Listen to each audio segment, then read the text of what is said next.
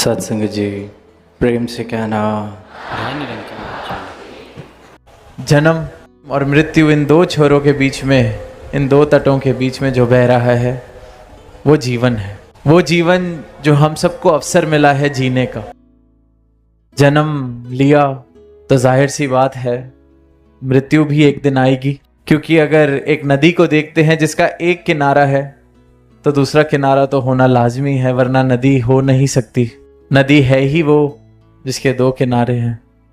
इसी प्रकार जीवन भी वही है जिसके ये दो तट, दो किनारे, जन्म और मृत्यु। अक्सर हम कहते हैं कि जन्म शुरुआत है, मृत्यु अंत है, पर सही ठीक ठीक आंखें खोलकर अगर देखेंगे तो जैसे नदी के भी दोनों तट बराबर साथ ही चलते हैं, ये जन्म और मृत्यु भी साथ चल रही है। एक एक पल में एक एक श्वास हम जो ले रहे हैं, ये जीवन उतना ही कम होता जा रहा है। ये शुरुआत और अंत नहीं, ये साथ साथ ही चल रही है। जन्म है तो मृत्यु ने होना है। एक एक दिन इंसान ये जो यात्रा कर रहा है वो गंगा की तरह पवित्रता प्राप्त करे। जैसे हम कह रहे हैं कि कितनी पवित्र ये नदी, क्या अहमियत दुनिया देती है।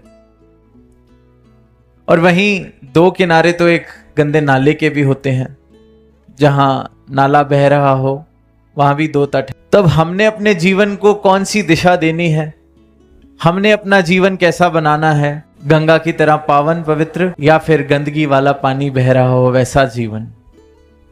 ये निर्णय हमारे हाथ में है, एक एक मानव के हाथ में है। तट दो छोर हर मानव को मिले हैं, मृत्यु और जन्म। ये जो बीच का जीवन जो बह रहा है वो पावन पवित्र हो, गंगा जैसा विशालता वाले भाव बहें या संकीर्णता वाले भाव बहें। क्या मेरा जीवन, मेरे जीवन की ये जो नदी है, ये भ्रमों से भरी हो या इस ब्रह्म के परिचय से? क्या ये शिकवों से भरी हो या शुक्राने से? क्या ये अज्ञानता के अंधकार से भरा हो जीवन या फिर इस परमात्मा की रोशनी से रोशन हो? जन्म मिला है, मृत्यु आएगी। ये बीच का सफर, ये जो है जीवन जिसे कहा जा रहा है, इसकी कैसी दशा रहनी है, ये निर्णय मेरे हाथ में है। अहिंसा परमो धर्मा जिसे कहा जाता है कि परम धर्म अहिंसा है। यही भाव युगों युगों से बताए जा रहे हैं, सिखाए जा रहे हैं कि इस परमात्मा को प्राप्त करो और अहिंसा का मार्ग। और अहिंसा हमें लगता है कि किसी को मैंने अगर हाथ उठाया तो हिंसा है, किसी को मैंने कुछ उठा के पत्थर मार दिया तो हिंसा है, पर किसी का दिल दुखाना भी हिंसा है, किसी के हृदय को ठेस पहुंचाना हिंसा है, किसी पर जोर जबरदस्ती करना हिंसा है, किसी को दुख पहुंचा रहे हैं तो हिंसा है। तो सही मायनों में अहिंसा परमो धर्मा का भाव ये हुआ कि हम ये प्रयास करें कि हमारे कारण किसी को दुख ना पहुंचे, हम दुख ना पहुंचाएं, हम सब में इस ईश्वर के दर्शन कर सकें। पर उसके लिए अनिवार्य है कि मुझे पहले ईश्वर के दर्शन करने पड़ेंगे। ईश्वर क्या है, परमात्मा क्या है, इसका राज जानना पड़ेगा। अपनी इन आंखों से जब मैं इस ईश्वर के दर्शन करता हूं तो फिर जर्रे जर्रे में भी ये ईश्वर दिखता है और हर इंसान में, हर मूरत में ये ईश्वर दिखता है। तो फिर आसान हो जाता है कि किसी को मैं दुख ना पहुंचाऊं, क्योंकि सब में अपना रूप देखने लगता हूं। अपने रूप की पहचान मिल गई कि मैं इस ईश्वर का अंश हूं, सामने वाला भी ईश्वर का अंश है। तो ज्ञान की दृष्टि से देखें तो मुझ में और सामने वाले में अंतर क्या हुआ? ये तो अज्ञानता वाली दृष्टि थी जो जात मजहब की दीवारें बना रही थी। पर ये गुरु के ज्ञान की जो दृष्टि मिली है, नजर मिली है, उससे तो ये समझ आ गया है कि फर्क क्या है। जिसने मुझे बनाया उसने ही सबको बनाया है। जो मुझ में बस रहा है वही परमात्मा सब में बस रहा है। जिसमें मैं बस रहा हूं उसी में सब बस रहे हैं। तो फर्क क्या हुआ? फिर अहिंसा वाले भाव स्वाभाविक हो जाते हैं। खुद को कोई कैसे दुख पहुंचाए, खुद का कोई कैसे नुकसान करे। अहिंसा परमो धर्मा, किसी का हृदय ना दुखाएं। अपना सुख चाहते हैं तो किसी को दुख ना पहुंचाएं। अब हम जब संसारिक दृष्टि से देखते हैं तो बड़े सौदेबाजी वाली बात लगती है कि मैं किसी का नुकसान नहीं पहुंचाऊंगा, वो भी मेरा नुकसान नहीं करेगा। क्योंकि इंसान ने हर चीज मुनाफे और नुकसान में बांध ली है। तो इन भावों को भी इसी तरीके से सोच लिया है कि इसको मैं कुछ नहीं कहूंगा, ये मुझको कुछ नहीं कहेगा। पर हृदय में मेरा पूरा पूरा इरादा है कि अगर इसके अंदर समर्था खत्म हो जाए मेरा नुकसान करने की, तो मैं इसको दुख जरूर पहुंचाता। तो फिर मन में अहिंसा कहां आई? मन में तो भाव है कि बस ये मेरा कुछ ना कर सके, फिर इसको मैं नुकसान पहुंचाता हूं। इसे अहिंसा नहीं कहा जा सकता। ये तो कह लीजिए या सौदेबाजी है या कायरता है। डर है कि मैं कुछ करूंगा ये मेरा कुछ कर देगा, इसलिए शांत बैठा हूं। अहिंसा तो वो हुई कि हृदय में प्रेम है, हृदय में नुकसान वाले भाव नहीं। और जब हृदय में प्रेम आ जाए, किसी को दुख पहुंचाने वाले भाव ना हो, दुख पहुंचाने वाले भाव खत्म हो जाएं, तो जो बचेगा वो सुख है, जो बचेगा वो आनंद है। सौदेबाजी वाले आनंद की या सुख की बात नहीं की जा रही कि दुख पहुंचाओगे तो सामने वाला दुख देगा। तो उस हिसाब से जो तो निर्बल है, जिसका शोषण किया जा सकता है, उसको तो दुख पहुंचाया जाए, क्योंकि ये बेचारा क्या कर लेगा। पर इससे कोई सुख की हासिल नहीं होने वाला। सुख उस भाव में है कि मन में मेरे प्रेम, मन में मेरे सुख पहुंचाने वाले भाव, किसी को दुख ना पहुंचाने वाले भाव हैं। और जब हम किसी को दुख देते हैं तो किसी और ने आके हमें दुख नहीं देना, उसी पल में हम खुद को दुख दे रहे होते हैं। सदगुरु माता जी अक्सर कहते हैं, कोयला उठा के फेंकेंगे किसी की ओर तो हाथ अपना जलता है। वो हाथ जो जल रहा है वही दुख है। किसी ने आगे आके कोई गणित बता के हिसाब किताब करके दुख नहीं देना। दुख तो मैं खुद दे रहा हूं। जब किसी और को दुख देने की चेष्टा करता हूं, मैं खुद को दुख दे रहा हूं। तो सही मायनों में अहिंसा वो अहिंसा नहीं जो डर के कारण की जा रही है। वो तो हृदय में हिंसा ही भरी हुई है। हृदय में प्रेम है, हृदय में ये भाव है कि मैंने दुख नहीं पहुंचाना, क्योंकि इस परमात्मा के दर्शन में कर रहा हूं सब में, इस ईश्वर के दर्शन में कर रहा हूं सब में। तो ये जीवन है जिसको कहा जा सकता है कि रूपांतरित हुआ। इस जीवन में बदलाव आए। कहां मैं मेरी के भावों में था, कहां ऊंच नीच के भावों में था, कहां किसी को छोटा दिखाने के लिए नुकसान पहुंचा रहा था, पर अब हृदय में प्रेम है। तो मेरा जीवन ऐसे प्रेम की तरह बहे, जन्म और मृत्यु के बीच सिर्फ और सिर्फ प्रेम बहे, ये चुनाव मेरा है। मेरा जीवन भी गंगा की तरह पावन हो जाए, ये चुनाव मेरा है।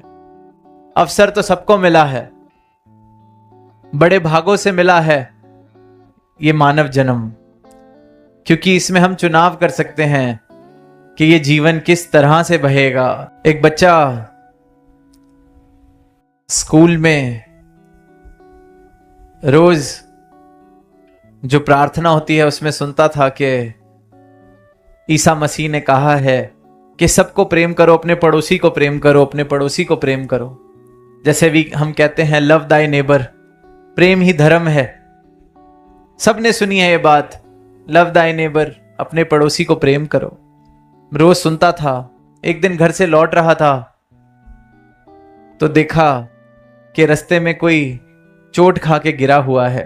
अब वो देख रहा है आसपास से 25-50-100 लोग गुजर गए, किसी ने उसकी मदद नहीं की। और जिनके साथ वो चल रहा होता है वो कहता है कि क्या ये किसी का भी पड़ोसी नहीं? क्या इसको कोई प्यार नहीं करता? कोई इसकी मदद करने क्यों नहीं आ रहा? जिसको चोट लगी है क्या वो कहीं अकेले एकांत में रहता है? कोई इसका पड़ोसी नहीं। जब उसके मन में ये भाव आ रहे होते हैं, आकर कोई उसको संभालता है, उस गिरे हुए को कोई उठाता है, तो बच्चे से रुका नहीं जाता।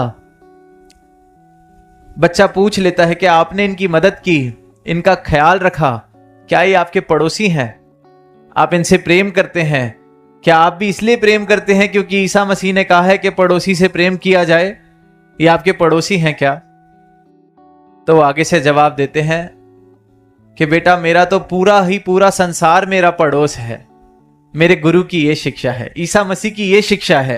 आज सदगुरु भी अपना ज्ञान देके यही कह रहे हैं कि पूरा संसार हमारा पड़ोस है। क्योंकि जिसको ये ज्ञान वाली दृष्टि मिल गई, जिसको ये ब्रह्म के दर्शन हो गए, फिर वो मैं मेरी के भाव से उठ जाता है। फिर सब में ये एक रूप, सब इस परमात्मा ही जब मेरा निवास स्थान हो गया, तो पड़ोसी भी दूर की बात हो गई। हम सबका निवास स्थान एक है, ये परमात्मा। तो हम एक घर में रहने वाले हो गए, पड़ोसी भी बहुत दूर का रिश्ता हो गया। तो प्रेम तो कितना होना चाहिए। अगर ईसा मसीह ने कहा है कि पड़ोसी से प्रेम करो, तो सदगुरु तो ये एक घर बता रहे हैं जिस घर में हम वास कर रहे हैं। ये निरंकार, ये परमात्मा, एक एक मानव इसी में वास कर रहा है। तो गुरु ने तो वो पड़ोसी वाला रिश्ता भी खत्म कर दिया, एक घर में रहने वाले बना दिया हम सबको। तो अब ये सोचें कि अगर पड़ोसी से प्रेम करना था, तो जो जिस घर में रह रहे हैं, एक छत में जिसके साथ रह रहे हैं, उससे कितना प्रेम करना पड़ेगा। इसलिए कह रहे हैं प्रेम बनना है। पड़ोसी वाला फर्क भी मिटा दिया। सदगुरु ऐसी कृपा करते हैं, ये बता देते हैं कि इस एक में तू रह रहा है, ये एक परमात्मा तेरा निवास स्थान है। इसी प्रकार एक एक मानव का निवास स्थान यही परमात्मा है। प्रेम जिन प्रेम कियो तिन्हीं प्रभ पायो। प्रेम जिसने किया है उसने इस परमात्मा को हासिल किया है, पाया है। तो जैसे कि दास ने शुरुआत में कहा कि फैसला हमारा है। जन्म और मृत्यु के दो तटों के बीच में कौन सा पानी बहेगा, हमारा जीवन कैसे बहेगा, प्रेम वाले भावों से, नफरत वाले भावों से। ये जीवन भी कहीं निरर्थक बन के ना रह जाए। मौका है, अवसर है कि सार्थक कर लें इस जीवन को। ये चुनाव करें कि सार्थकता बहेगी मेरे जीवन में या निरर्थक बन के रह जाएगा ये जीवन। जिस चीज का कोई कीमत नहीं, मूल नहीं, क्या उन्हीं में मस्त मगन होके उन्हीं चीजों में मैं कहीं ये जीवन ना गुजार दूं।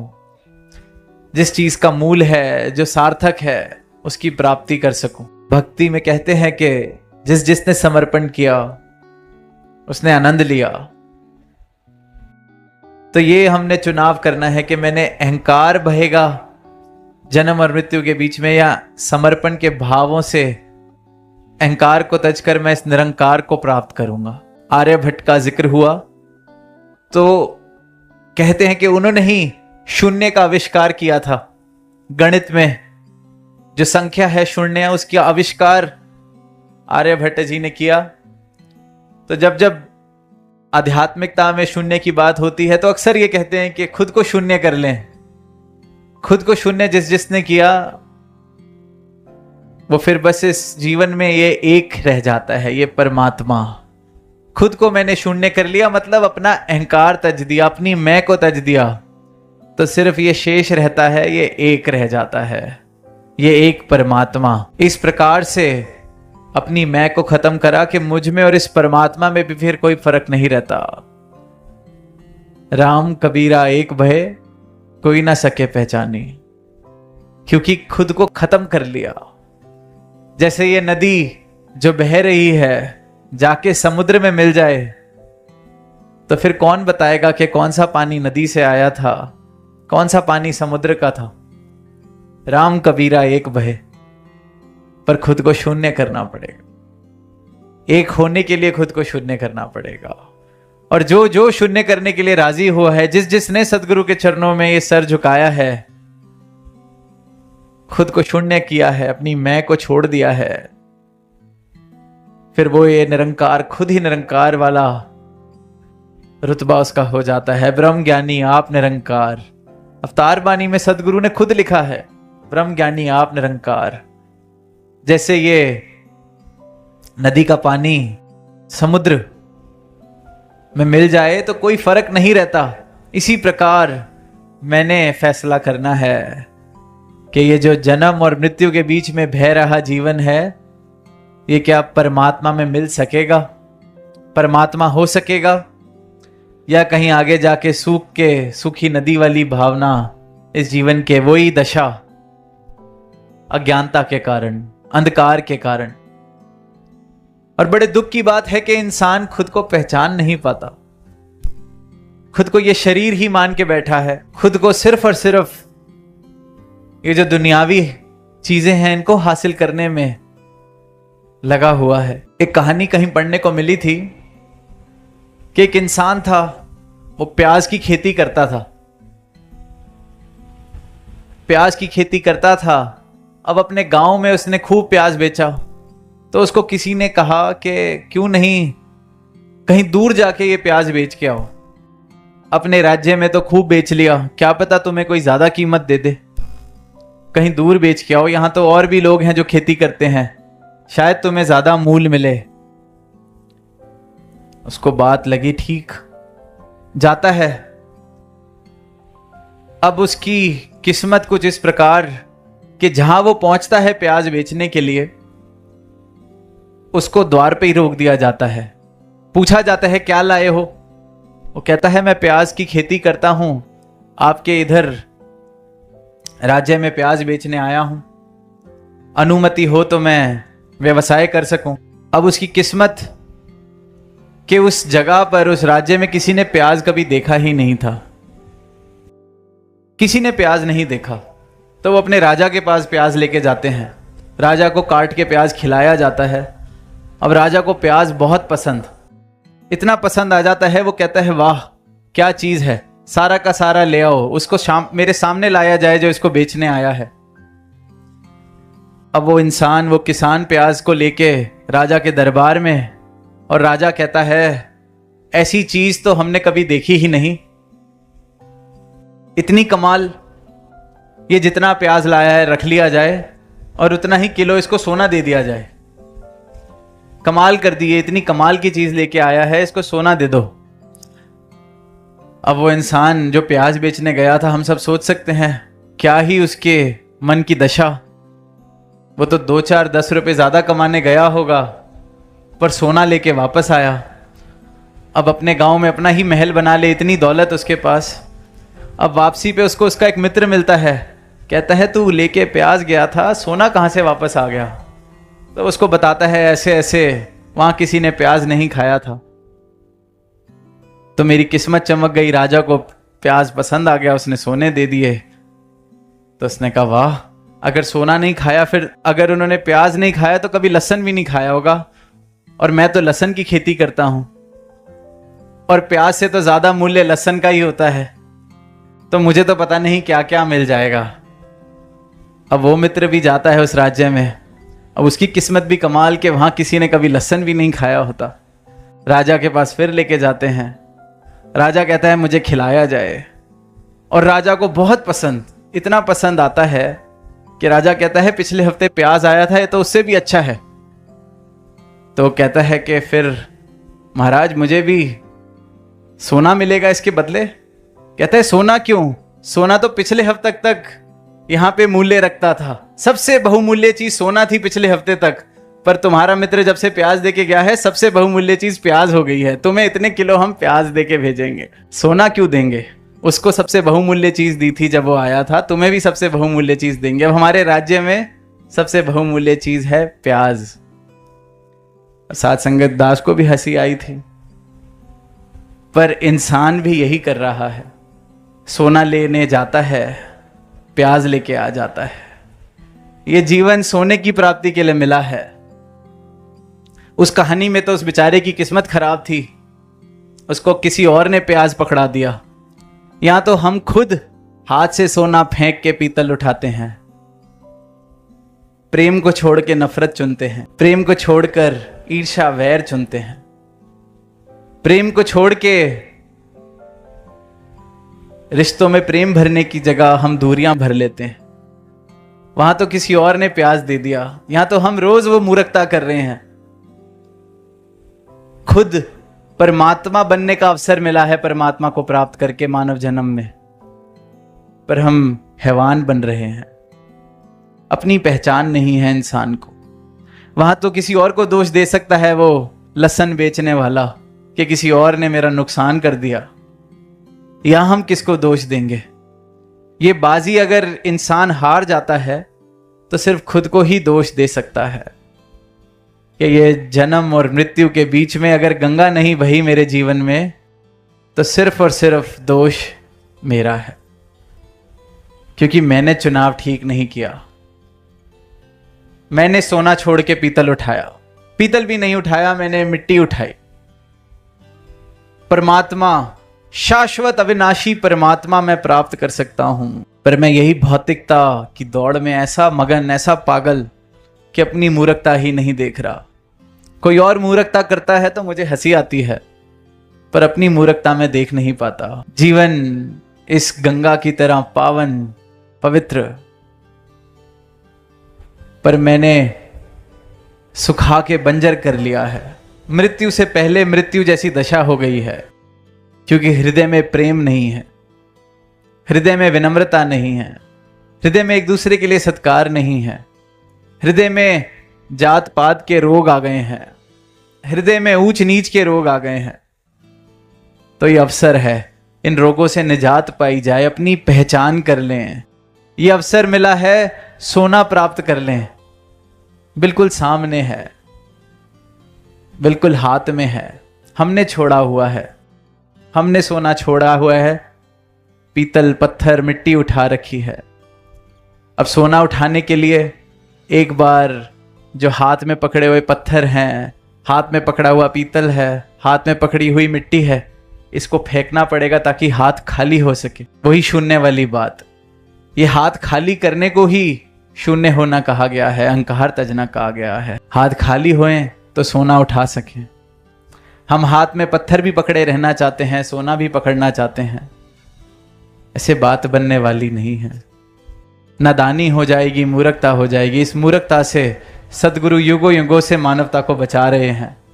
जब जब इस धरा पर आए हैं, मानव को यही कहा है कि ये मूर्खता ना कर, पछताओगे। तो उपदेश देते हैं, संदेश देते हैं, पर चुनाव मानव का है, क्योंकि स्वतंत्रता देके भेजा है परमात्मा ने इंसान को। प्रेम जबरदस्ती नहीं कराया जा सकता, इसी प्रकार ये परमात्मा से प्रेम जबरदस्ती नहीं कराया जा सकता। मैं तैयार हो जाऊं अपने हाथ से पीतल, पत्थर, कंकड़ छोड़ने के लिए, तो सोना तो सामने ही है, उठाने के लिए हाथ खाली करने पड़ेंगे। यही अरदास कि जन्म मिला है, मृत्यु भी आएगी, पर बीच में ये जो जीवन बह रहा है ये गंगा की तरह हो सके, यहां परमात्मा प्रवेश कर सके, एक एक मानव जीवन में भक्ति वाले भाव प्रवेश कर सके, प्रेम प्रवेश कर सके। हर एक इंसान सिर्फ और सिर्फ प्रेम दे, प्रेम का व्यापार हो, सिर्फ और सिर्फ प्रेम हो। और प्रेम का व्यापार का मतलब ये नहीं कि किसी से कोई फायदा उठाना है इसलिए प्रेम किया जाए। प्रेम के व्यापार का ही मतलब है कि दिया भी प्रेम जा रहा है, लिया भी प्रेम जा रहा है, सिर्फ और सिर्फ प्रेम। और यही प्रेम परमात्मा तक पहुंचाता है और मुझे परमात्मा बनाता है।